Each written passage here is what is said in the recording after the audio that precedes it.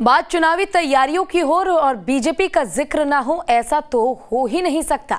हमेशा चुनावी मोड में रहने वाली बीजेपी ने अब झारखंड की उन 2 सीटों को साधने की तैयारी तेज कर दी है जिन पर साल 2019 लोकसभा चुनाव में करारी हार का सामना बीजेपी को करना पड़ा था।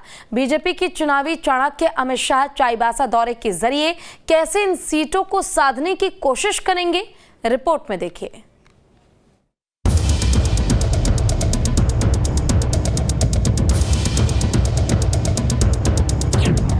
चाईबासा के दौरे पर बीजेपी के चाणक्य, सियासी मंच से होगा चुनावी शंखनाद। दौरे पर पक्ष और विपक्ष में आर पार।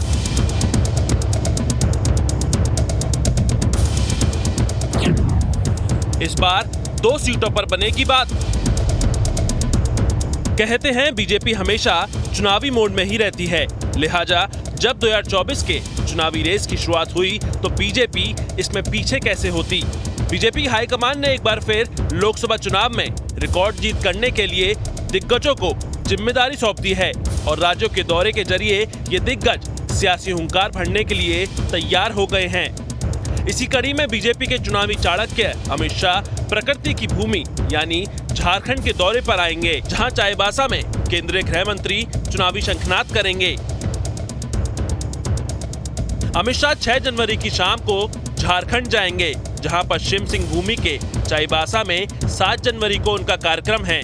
पार्टी की ओर से दौरे की तैयारी लगभग पूरी है। अपने दौरे के दौरान अमित शाह पार्टी के नेताओं से रांची के गेस्ट हाउस में मिलेंगे और संगठन के मुद्दों पर विचार विमर्श करेंगे। अपने दौरे के दौरान अमित शाह चुनाव को लेकर कार्यकर्ताओं को तैयार करेंगे।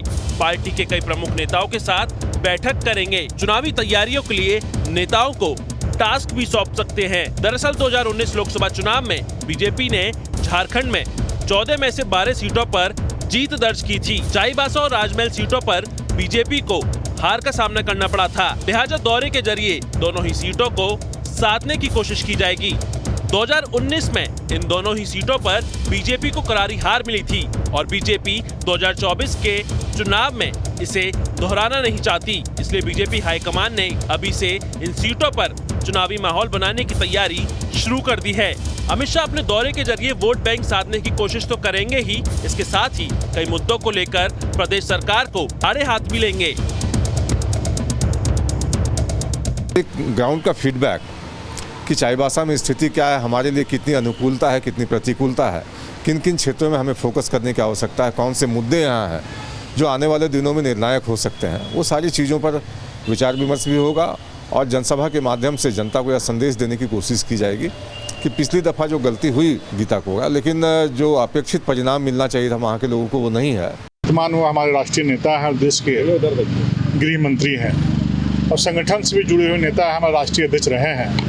तो स्वाभाविक है कि इन 2 लोकसभाओं में यदि हम जीत नहीं पाए तो संगठन को इसकी चिंता है और निश्चित रूप से अब लोकसभा चुनाव के बाद, विधानसभा चुनाव के बाद बहुत अरसे के बाद आदरणीय अमित शाह जी का झारखंड दौरा हो रहा है।